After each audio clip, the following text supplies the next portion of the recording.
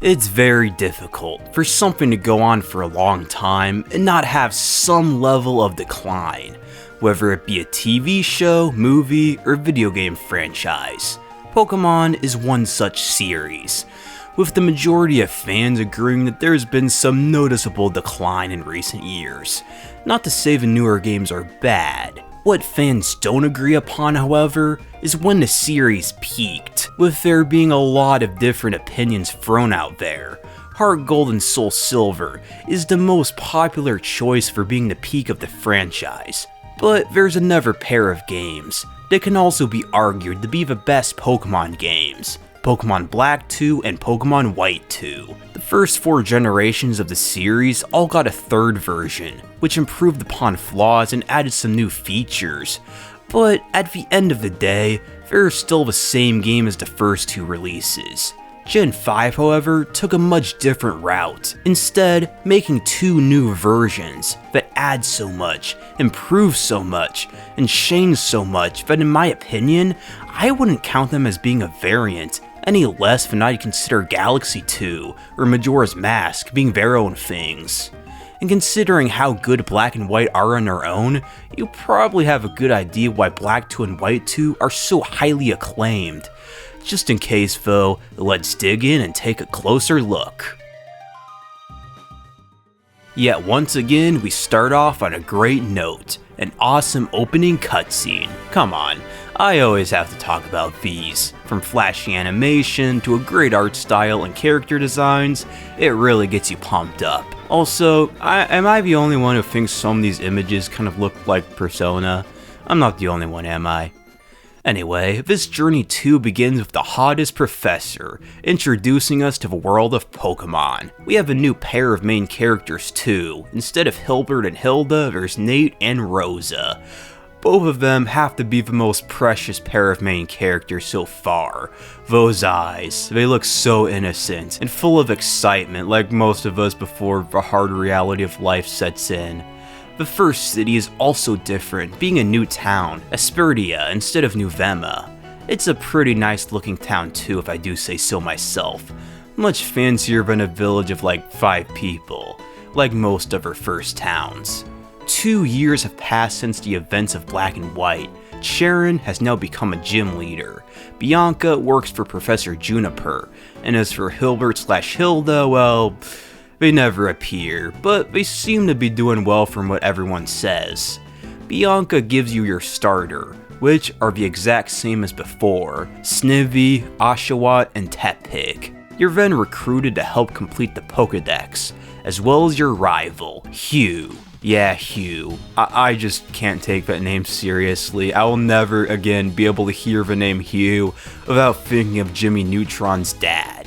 Anyway, he's actually a pretty good rival, one of the best, and I completely forgot about him. He's a bit more of a hothead, similar to Blue or Silver, an aspect that made them such good rivals. At the same time though, he's a lot nicer. He helps heal you, works with you to beat the bad guys, and isn't nearly as arrogant. Think of him like a fusion between Blue and Barry. He also has a resentment for Team Plasma, since they took his little sister's Pokemon years ago, and gets pissed off when others neglect their Pokemon. Plus, he has a cool design.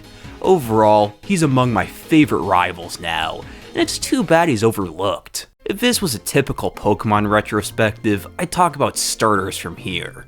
Only the starters are again the same as they were before. The only difference is this time, I bred the other 2 starters from other carts I had, so I could have all 3 of them. It does make the game feel a lot more complete, although it does make things a little too easy sometimes, especially since Tepig had Flamethrower and Oshawott had Surf when I bred them. But that's completely on me. I mean, it's not like someone was holding me at gunpoint to have OP starters and use their strongest moves constantly, so I don't know why I'm complaining about that yet. That's completely on me. Please don't cancel me. Once again, this is not a new generation. In my Black and White video, I already talked about most aspects that are new to Gen 5. So here, I'm only going to talk about what's new to Black 2 and White 2. Graphically, there's been a lot of visual refinement. In the menus, icons, the HP bar, they all look way snazzier. All the trainer sprites are fully animated now, many sprites have been redesigned, and many areas have more detail now.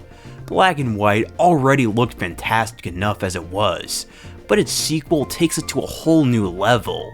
This game has beautiful sprite work, and visually, in my opinion, is the best looking Pokemon installment by far. It's the last title to use sprites as well. From here, it's all 3D models, which, to be fair, aren't completely terrible. It's just I prefer sprites so much more, and Pokemon just looks so much better in 2D in my opinion, and so many other people's opinions. But they sure did go out with a bang. Quite a bit of music has been remixed as well, albeit not enough. Honestly, I have a hard time telling the difference between the tracks of this and the first game. Also, real fast, if you may remember, in my Platinum video, I mentioned that there's these weird glitching pixels around the edge of the screen, like you can see them. Well, it's basically in every DS Pokemon game, not just Gen 4. For Black and White I cropped it out, but I forgot to do it this time, so sorry about the glitchy borders in this video. One of the biggest and best changes from before are non-Unova Pokemon. Before, mons from Kanto, Johto, Hoenn, and Sinnoh could only be caught after you beat the main story. Well, unless you traded them, but that kind of takes away the point. Meanwhile, here you can find them everywhere, and very early on into the game as well. I can kind of see why they did that the first time around, trying to get players to choose a newly added roster instead of having another team of mostly Gen 1 mons. In the end though, it ended up being one of the few major flaws of it. Also, remember how annoying it is in old Pokemon games to have to open your bag to use a new repel? Well, that's another change introduced here as well. A text box now pops up when a repel runs out, giving you the option to use another. It may seem like a small thing, but it is super helpful, saving a lot of time over the course of a playthrough. If you need to farm money or XP fighting trainers again, the stadiums in Ambassa City come back. But you also have these breeders who can be fought again and again. The only issue is that they refight you basically anytime you walk past your side of view when re-entering an area, which is annoying. I just wish they would have brought back the Versus Seeker from Diamond and Pearl or Fire Red and Leaf Green, or at least a Pokenavi, to be able to refight most trainers, but oh well. The X Transceiver has been changed a little as well. You can use it to call your mom and various other people to get advice from them about certain areas. Best of all though, you can use it to date. Yeah, you can date this girl Yancy, well, sort of. You find her gear, talk to her throughout the game, then she finally retrieves it. She'll talk to you occasionally from here. Again, it's not exactly dating or anything, but it's still kind of strange for Pokemon standards. Welcome change because I like this kind of ambition, but still strange. Also, it's worth mentioning too, that if you chose to play as Rosa, your date will be this guy named Curtis. Also, as a side note, she's actually secretly a celebrity named Nancy. I forgot to put this in the video, so there you go. A crap ton of new areas have been added as well, the first couple of cities being brand new. Flossy Ranch, Castelia City Sewers, Himala City, Reversal Mountain, Vibrant Complex, and more. It's a staggering amount of content, that's for sure, and it does a lot to make Black 2 and White 2 feel like an entirely different game, rather than just a special edition like Crystal or Platinum. Even more so since a lot of the early game areas from before can't be explored until the game is beaten, replaced once again with new ones. However, once you get to Castelia City, the amount of new places declines, which is understandable. I mean, it's not like they could have afforded to make an entirely new map with such a short amount of time.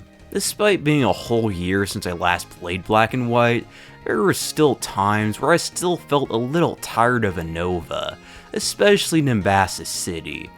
Maybe I should have held off on this video and played another Pokemon title in the meantime, like Sun and Moon or Colosseum, I don't know. But while we're still on the topic of newly added places, my favorite is the Strange House.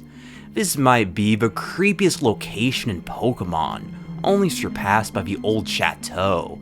When you enter, objects move around on their own and the music is tense. As you enter rooms, obstacles blocking entrances to other rooms shift, allowing you to enter them. In the middle of this, a ghost girl shows up, saying something about her father, a lunar wing, and some strange Pokemon on a bridge. If you take this lunar wing there, you can catch Cresselia, but we'll get to that later. For some reason, these haunted locations for Pokemon always seem to spook me.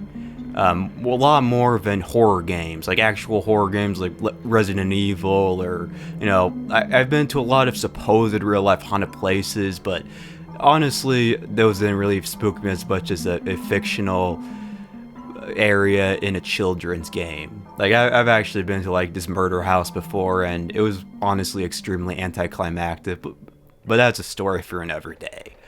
But devs really don't have to go this hard when it comes to creating an unsettling atmosphere, yet they do it again and again. While I think the music of the Strange House is the overall creepiest in the series with how ambient the track is, I still find the old chateau scarier. For one, there's no other trainers there, unlike here or Lavender Town, and two, there's much less of a clear purpose or backstory, plus the ghosts there don't talk, making it easier to second guess if you really saw them, which adds extra creepiness. Side modes and bonus content are another huge boon of Black 2 and White 2. It's honestly kind of crazy how much there is to do, and it all adds so much to the replay value. Join Avenue is probably my favorite of the bunch. Think of it kind of like an Animal Crossing game. Various shops can be set up here, some more useful than others. To get these people to set up shop, you have to invite them first. They show up, walking throughout the place. If you talk to them and invite them, they stay. If they do, they set up their shops here, ranging from beauty salons to delis to raffle contests, where you can win a Master Ball. Yeah, that's pretty cool, isn't it? Although, I never won, unfortunately, which sucks. I mean, I got like berry juice every single day. You can also recommend shops to passerbys, increasing their popularity, which in turn levels them up, upgrading the services they offer. Getting people to show up, though, is a different ordeal. Every day, a few passerbys show up no matter what. But to get tons of people to come and hence grow the avenue quickly, you need to use the game's wireless features. In the past, this would include internet modes as well, but that shut down a long time ago. Thankfully, you don't need it. Battling with friends locally and trading also works, although good luck doing that enough to really grow your avenue super quickly, or having enough friends with DSs and copies of this game for that. Anyway, I love this place so much. Having a central location to come back to daily is a treat. It's something I look forward to be excited about, making a little progress every day. In fact, I may consider playing this game every day for a while, for like the next few months or something, just to see how much I can upgrade my avenue. Overall, it's my favorite side mode / side content / whatever you want to call this. A feature somewhat easy to miss is the Entra link. By using the touchscreen, Nate can warp to this place and take on quests. These quests are basically mini-games, challenging the player to do things like collect berries, find certain Pokemon, or fight trainers. The incentives include little boost your XP amounts, or HP and the like. Useful for sure, yet not exactly needed. I wasn't even aware of this mode if I'm being honest, until I already beat the Elite Four, and by this point I was kind of getting tired, so forgive me for not clearing every challenge. Another aspect I neglected are medals. You get them from clearing certain milestones, such as capturing a certain amount of Pokemon, winning battles, or simply just saving the game. This weird professor guy shows up in Pokemon centers to hand them out, which is creepy. Does this guy just follow Nate or Rosa around? Although I like it. It's a nice little dopamine hit when you see him after entering a Pokemon Center, despite the fact that these medals are worthless. The only rewards you get from collecting them are more medals. Plus, some are basically impossible to collect nowadays without certain internet features. Then there's the Pokemon World Tournament. Here, you face off in a series of matches with various characters not only from Unova like gym leaders, but various characters from past games as well. Misty, Sabrina, Brawly, Falconer, and even eventually Red. Yeah, Red. However, this place is not for the weak, aka casual fans like me who frankly suck at Pokemon, because this place is tough. You have to be good at these games to win here, for so many reasons. Your level is fixed, so grinding isn't gonna help. The AI is much better than with typical trainers. Everyone has moves that are super effective to Pokemon they're weak to. Not to mention that since these gym leaders specialize in a certain typing, you may have 1 or 2 Pokemon with super effective moves against them. So when they go down with a surprise super effective counter move, you're basically screwed. Plus, matches are random, so you can't prepare for anything. Basically, anything you try to do to cheese tournaments fails. Legendaries, they're banned. Grinding, doesn't matter.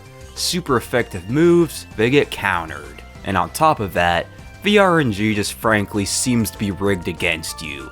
If you have a move that can miss, it will always miss. And if they have a move that can miss, it will always hit you no matter what.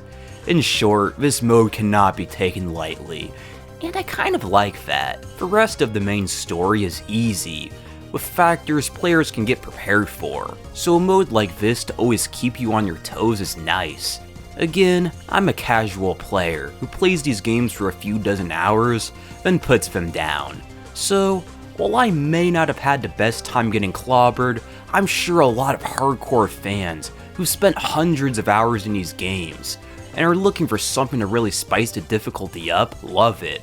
Plus, seeing all these trainers again after so long is really cool. The Battle Subway is a mode that was in the first game, which I forgot to talk about.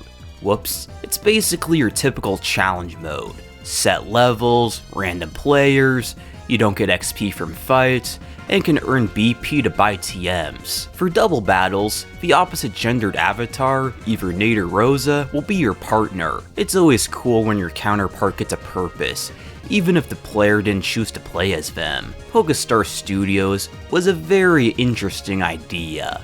You fight mock battles and follow a script to produce a movie that you can then watch in a theater. Things won't always go perfectly, and sometimes when you mess up, the results can be hilarious. It's a fun detour, and it feels very distinguished from other side modes. And last of all is the White Tree Hollow, or Black Tower if you're playing Black 2.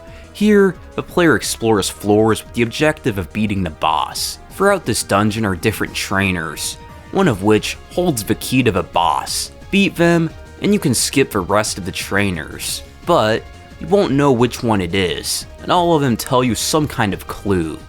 This place right here has gotta be one of my favorite side modes in B2W2. It's like if you mixed a Zelda dungeon and a typical villain Pokemon hideout. Additionally, Mons can earn XP from fights, unlike the World Tournament or the Battle Subway. Now it's time I talk about my team. Like I already said, I had all 3 starters, Emboar, Serperior, and Samurott. Serperior was overall the least useful of the 3, although it's kind of hard to tell, since Emboar and Samurott have better moves from breeding and all the XP boosts. Emboar was the best of the 3, since it had dual fighting fire.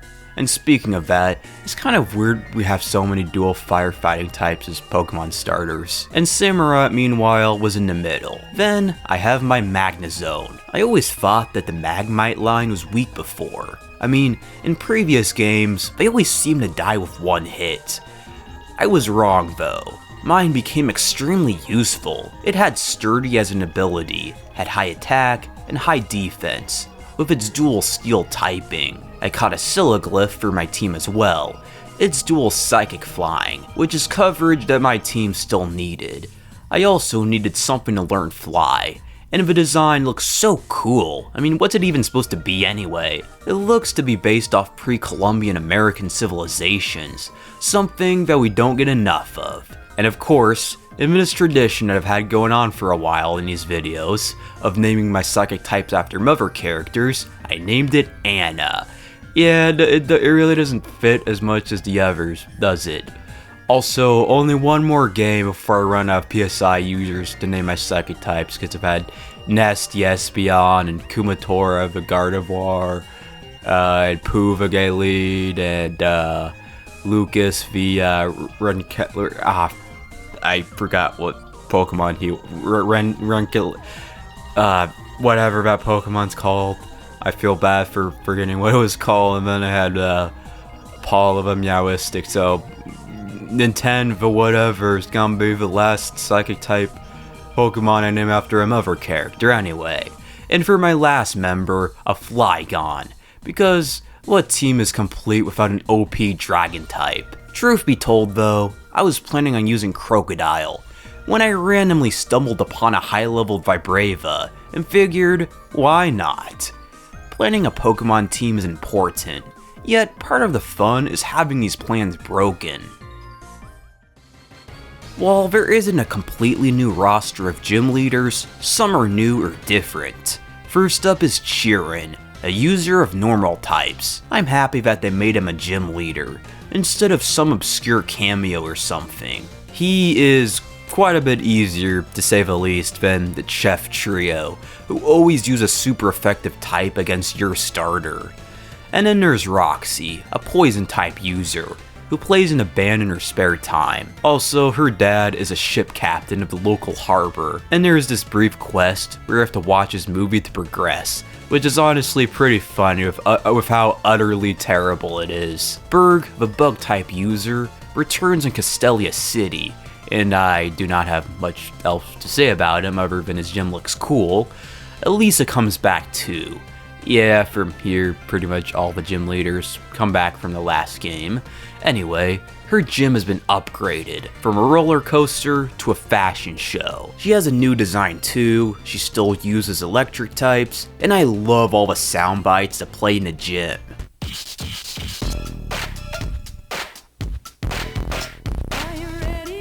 Clay is once again a ground type gym leader, and I severely underestimated him to say the least. Skyla, the best waifu after Juniper, returns too. She once again uses flying types, and you get to fly with her too, which is awesome. The dragon user Drayden is 7th instead of 8th, and Iris is no longer a dual gym leader. Lastly is a new gym leader, Marlin, who uses water types, and is basically a 90s surfer dude. Team Plasma has returned, only they aren't as good as they were in the original. Team Plasma were something special as far as Pokemon teams go. They were sympathetic, under the guise of wanting to liberate Pokemon from human rule. It may have all turned out to be a wash, yet the tension between characters this brought, of having to think deep about their bond with their Pokemon, gave them a depth not often seen in a series. Now though, Team Plasma is much more like Team Rocket, a generic group of bad guys wanting to conquer the world. At least half of Team Plasma, as many of its members have left, rehabilitating themselves. This includes a few of the sages, and sisters, and N himself. After fighting Drayden, Team Plasma freezes the city, and takes from him a mystical item, passed down in his family for generations.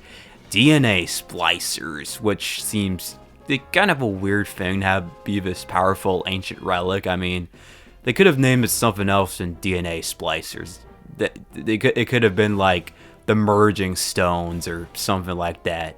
The DNA splicer sounds too modern in my opinion. But anyway, let's get back on track. Then there's this guy, Corliss, the new on-paper boss of Team Plasma. However, for most of the game, you don't really get that impression.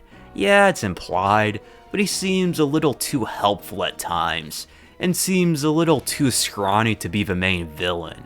I honestly forgot who he was before replaying this. Corliss puts research above all else, wanting to find ways to bring out the strength in Pokemon. In actuality though, Geddes is still in charge, wanting to take over Unova again. In the final storm of Team Plasma, former Team Plasma members help out, as well as Hugh, who at long last finds his sister's Purrloin, or at this point, Lightbird. Geddes has captured Kyurem, and has used it for his own nefarious goals, and arrives to help save Nate/Rosa, with his Reshiram/Zekrom, depending on which version of the game you're playing. However, Geddes uses these DNA splicers to merge the two together and create a super powerful new Pokemon. But not really. It goes down pretty fast in a boss fight, where you can't catch it unfortunately, or else that would be pretty fun to see how pissed Geddes would get, but unfortunately you can't do that, at least not yet. Then Geddes faces you in one last battle, and after that, it's all over. His men take him away to an unknown fate, and Corliss disbands Team Plasma. All in all, 2's Villain Saga is a huge downgrade from its counterpart, but it's still a pretty good final climax. 2's story is fairly average for Pokemon, a bit above average even. Black and White 1 just had such a remarkably good story, but it makes all others pale in comparison. Plus, once again, considering the timetable the devs had, it's impressive what they came up with. Well, there's only one thing left to do once again. Take on the Pokémon League. Victory Road here is a bit too long in my opinion. It's always a slog, but here I was just bored out of my mind. Or that could just be because of me feeling dead inside like I have for the past year and a half. But that aside, Elite Four time. All of them are the exact same they were previously. Chantal and her spooky ghost types, Grimsley and his dark types, Catalin and her psychic types, and Marshall with his fighting types. All in all though, this has to be one of the easiest Elite Fours to take down, partially due to all the trainers there are in Victory Road to level up on. If you take down most trainers, you really don't have to grind at all, which is super nice. The champion is no longer Adler though, having retired. It's Iris. Like Wallace, she too has moved up the ranks, from gym leader to champion, and still specializes in her signature typing, dragons. I forgot how awesome this fight with Iris is.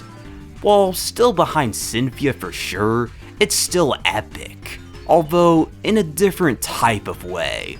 While Cynthia was this intense, unbeatable foe, this fight feels magical, mystical, dreamy.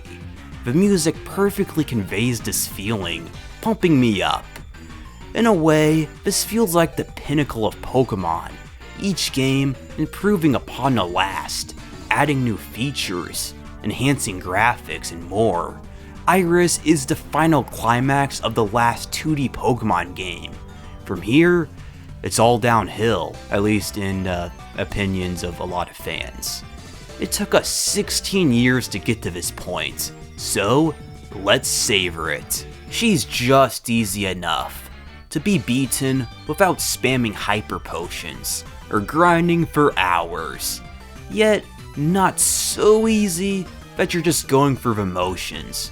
Like Diantha, I had no grand strategy, no plans made beforehand, just on-the-fly decisions, which is what these games are all about. Iris is quite charming after being defeated, so excited that she pushes him around impatiently. It's the little details like this that I love. Everyone congratulates the new champion, the credits roll, and you make it home to see your mom in a slightly emotional moment. What is this, Earthbound?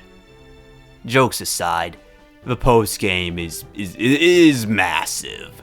Firstly are tons and tons of new areas. Well, and not all of them are exactly new, but routes, mostly early ones from the first game, which were blocked off until now, are now open. I'd advise taking them on one at a time, while checking out other side content in between, instead of what I did, which was just take on every new route in 2 sittings, because not a whole lot is exactly new or interesting on the surface. It's just regular trainer fights, and let me tell you, fighting 100 trainers in a row is kind of exhausting. And by the time that I started to check out all the other content, like, Pokemon World Champion, I really wish I wouldn't have held off on that until I beat the game and I was really tired of it, because I probably would have had more fun with it. But anyway, what I would again recommend doing is do all the side quests and bonus content of a certain place in between clearing the routes, as to not become bored and tired. The most glamorous of the side content are all the legendary Pokemon. The amount of legendary Pokemon in this game is insane, only beaten by Sun and Moon in the sheer amount of legendaries you can catch. The Swords of Justice can be caught before beating the Elite Four: Gabalion, Terrakion, and Virizion. Nothing really special, except for them showing up in ordinary locations instead of their own lairs like before, or how I caught one of them with a single quick ball, which was pretty cool, and invites you to his castle, being ruined after 2 years of neglect. Here, he challenges you in a battle. After winning, he gives you a special stone containing his legendary Pokemon. If you take it to Dragon Spiral Tower, it becomes either Zekrom if you're playing Black 2, or Reshiram if you're playing White 2, and of course, you can catch it. And with that, N's story comes to a close. He's learned so much about the world, he's free from Geddis, and with his faction of Team Plasma, he'll help people from now on. He still has scars for sure, but it's good to see him get a happy ending. With your new dragon, Kyurem appears in a giant chasm as well. With both of them in hand, you can use those DNA splicers to fuse them together into one Pokemon like Geddis did, and this fusion is pretty overpowered. The Storm Trio don't return, unfortunately, or maybe fortunately, because I hate catching the first 2. To make up for this though, many, and I mean many old legendaries return, nearly a dozen. In the Dream Yard, either Latios or Latias can be caught. The Prior shows up in Black 2, the latter in White 2, and thank God they're not roamers. After that, you encounter Cresselia on Marvelous Bridge, if you got that lunar wing, the one you get from the Ghost Girl. Next are the Reggies. A new cave opens up in Driftvale, containing a chamber. When you first enter it and solve a quick puzzle, Regirock is there. After catching it, you get a key to a new chamber. This key can't be used in-game. Instead, players need to use it before opening their save file on the menu.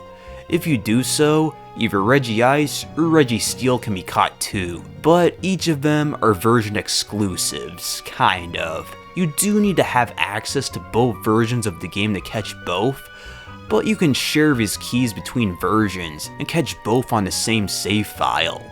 With all 3 in hand, they're master. Regigigas can be caught too, but we're not done yet. Heteron is in Reversal Mountain, and Mesprit, Uxie, and Azelf can be caught too. And once again, thank God none of them are roamers. In total, that makes 15 possible legendaries that you can catch in-game, which is a lot, and wouldn't be surpassed until Ultra Sun and Ultra Moon. Various high-leveled trainers are now fightable too, from Adler, to daily fights with Hugh, to former Team Plasma members. Corliss will give you a second Master Ball after being beaten, and I kind of wish that I would have known that before I went through all the hard work of trying to catch them without a second Master Ball to rely on. When that's all over, refight the Elite Four, as they're now a lot stronger, yet so is I, and it seems like in every new playthrough of a Pokemon game lately, my teams just keep getting higher and higher leveled. This is my strongest team that I have ever assembled, even stronger than my Y team, which is saying something about how easy it is to level up there. In short, the Elite Four were a piece of cake, which only leaves one more trainer, Cynthia. Fighting her also isn't much of a challenge, at least compared to Diamond and Pearl, or even Black and White 1, because of how easy it is to get strong, just by side content and not grinding. You'll most likely be the same level, if not higher than her. I swept her whole team, only needing to use one item, that being a full heal because she used Hypnosis. I was fast enough to outspeed most of her mons, and strong enough to one-hit KO them, and also strong enough to tank her super effective moves against me. She wasn't even able to kill one of my Pokemon, and seeing her Garchomp go down with one Draco meter, and not even be able to attack me, adds years to my life. Pokemon Black 2 and White 2 overall is one of the best Pokemon games. The gameplay is nearly perfect, and the sheer amount of content is mind-boggling. By the end of my playthrough, I was 50 hours in. For context, that is the most time I have spent in a single game file in over 2 years. And I barely scratched the surface of a lot of the side modes, just playing enough to get footage and talk about them for this video. If I were to keep playing until nearly 100% completion, we're probably looking at 70 or 80 hours, maybe even 100 or more, which is insane. The sheer amount of legendaries, all the Pokemon variety, great characters, appealing graphics, and tons of areas to explore. What Game Freak packed into one cart is impressive. In a way, I was overwhelmed by all there is to do, being burnt out by the end, which is a shame. But I felt that way about tons of games lately, even some of my absolute favorites. I really wish I could have gotten to play this as a kid, instead of when I was a college freshman. Yeah, I've had fun alright, but with how I was able to grow attached to games others see as mid, like Super Paper Mario, or the original Super Smash Bros., this could have become one of my favorite games of all time. I'd place Black 2 White 2 as my 4th favorite installment in the Pokemon franchise, behind the Kanto, Johto, and Hoenn games. But if I had to be objective, I think Black 2 and White 2 is the best Pokemon game, with its refined gameplay and vast amount of content.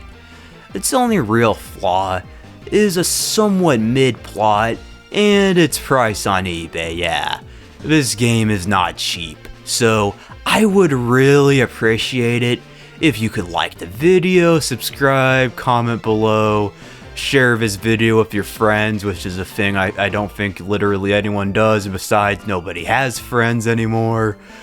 Watch my other videos and all that, so I can hopefully make enough ad revenue to make back the money I spent on this game for this video. I've made about half a dozen Pokemon retrospectives so far, just like this one, so be sure to check those out too. Here's the playlist right here. Anyway, tell me which Pokemon video you think I should do next, and until then, next time.